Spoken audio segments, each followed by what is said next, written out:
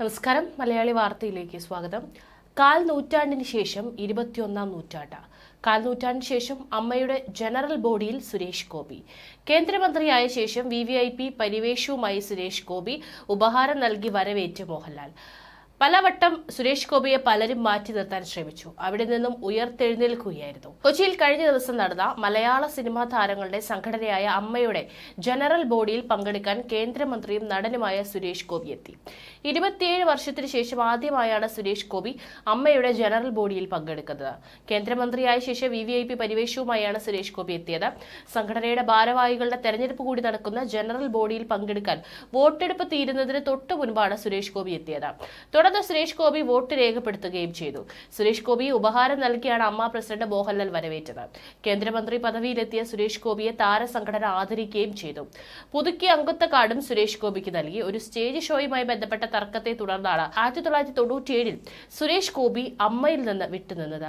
വർഷങ്ങൾക്ക് ശേഷം 2022 അമ്മ സംഘടിപ്പിച്ച ഉണർവ് എന്ന മെഡിക്കൽ ക്യാമ്പിൽ സുരേഷ് ഗോപി പങ്കെടുത്തിരുന്നു. എന്നാൽ ജനറൽ ബോഡി മീറ്റിംഗിൽ പങ്കെടുക്കുന്നത് കാൽ നൂറ്റാണ്ടിന് ശേഷമാണ്.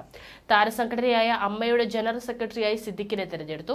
വൈസ് പ്രസിഡന്റുമാരായി ജഗദീഷ്, ജയൻ ചർത്തല, ജോയിന്റ് സെക്രട്ടറിമാരായി ബാബുരാജ് എന്നിവരും തെരഞ്ഞെടുക്കപ്പെട്ടു.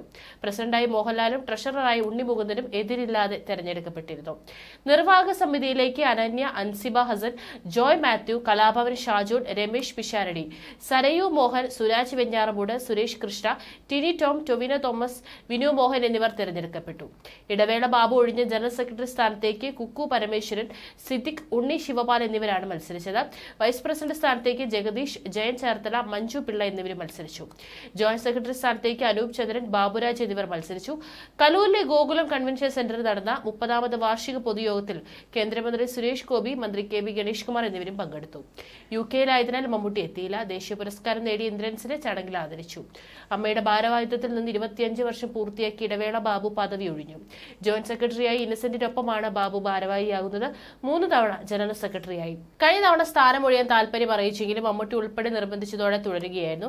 ഇനിയും തുടരില്ലെന്ന് നേരത്തെ പ്രഖ്യാപിച്ചിരുന്നു. വ്യക്തിപരമായ കാരണങ്ങളാലാണ് സ്ഥാനമൊഴിഞ്ഞതെന്നും ബാബു പറഞ്ഞു. അമ്മയ്ക്ക് കൊച്ചി കലൂരിൽ സ്വന്തം ആസ്ഥാന മന്ദിര നിർമ്മാണം, അംഗങ്ങൾക്കായി വിവിധ ക്ഷേമ പദ്ധതികൾ, സഹായം തുടങ്ങിയവ നടപ്പാക്കുന്നതിൽ ഇടവേള ബാബു പ്രധാന പങ്ക് വഹിച്ചിട്ടുണ്ട്.